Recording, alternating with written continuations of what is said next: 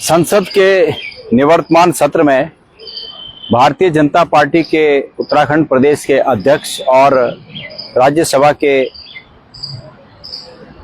राज्यसभा में सदस्य श्री महेंद्र भट्ट जी ने एक बहुत ही महत्वपूर्ण प्रश्न उठाया।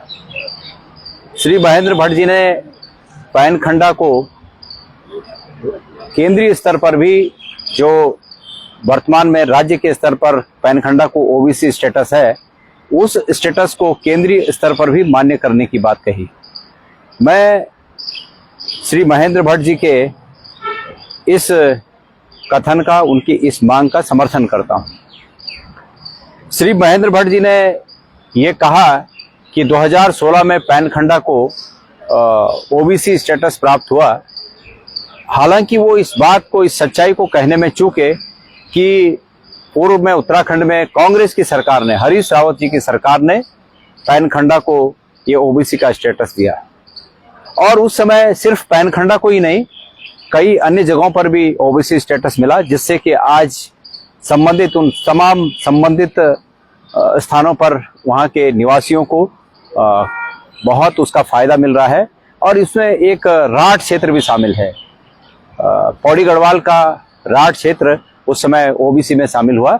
और वहाँ पर जो अभी बच्चे तमाम जो प्राइवेट कॉलेजों में नर्सिंग का कोर्स कर रहे हैं, या सरकारी कॉलेजों में नर्सिंग का कोर्स कर रहे हैं, या स्कूलों में, प्राइवेट स्कूलों में पढ़ रहे हैं, अगर वो चाहते हों, उनके अभिभावक चाहते हों, तो ओबीसी छात्रों को जो फीस पड़ती है, उस फीस को कंपनसेशन किया जाता है, उस फीस को वापस दिया जाता है, उनको वजीफा मिलता है। तो ये बड़ी राहत है। इसके अलावा जो एडमिशन होते हैं स्कूलों में, या इंजीनियरिंग कॉलेजों में, मेडिकल कॉलेजों में, आईटीआई में, ये तमाम जो भी राज्य में हमारे जो संस्थान हैं, उन संस्थानों में, चाहे वो राज्य के संस्थान हो, चाहे वो केंद्र के संस्थान हो हमारे प्रदेश में, उन सभी संस्थानों में एडमिशन में उनको रिजर्वेशन है, नौकरियों में रिजर्वेशन है। तो एक बड़ी सौगात उन क्षेत्रों को उस समय मिली, कांग्रेस की सरकार के द्वारा मिली। ये उन्होंने ये कहने से वो चूके, लेकिन फिर भी उन्होंने पैन खंडा को सेंट्रल आधार पर, मतलब केंद्रीय स्तर पर भी ये स्टेटस दिलाने की बात कही। मैं उनकी इस मांग का समर्थन करता हूं। पर वो एक चीज भूल गए कि वो अब सिर्फ एक स्थान तक सीमित नहीं है, वो अब उत्तराखंड के राज्यसभा के सदस्य हैं।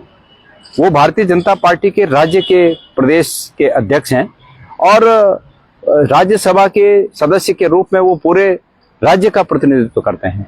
तो इसलिए मेरा आग्रह है श्री महेंद्र भट्ट जी से कि चूंकि उनको ही मौका मिला है कि वो वहां पर संसद में जाएं, अपनी बात कहें। भारतीय जनता पार्टी के अन्य 5 लोकसभा के सांसद भी हैं, अन्य राज्यसभा के सांसद भी हैं।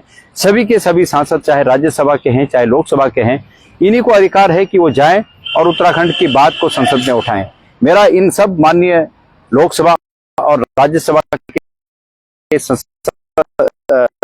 सदस्य गणों से ये आग्रह है कि पूरे उत्तराखंड का पहाड़ी भूभाग, उत्तराखंड के पूरे पहाड़ी क्षेत्र की इस आवाज को संसद में उठाऊंगा, इस मांग को संसद में उठाऊंगा कि ये स्टेटस पूरे पहाड़ को मिलना चाहिए, पूरे उत्तराखंड को मिलना चाहिए।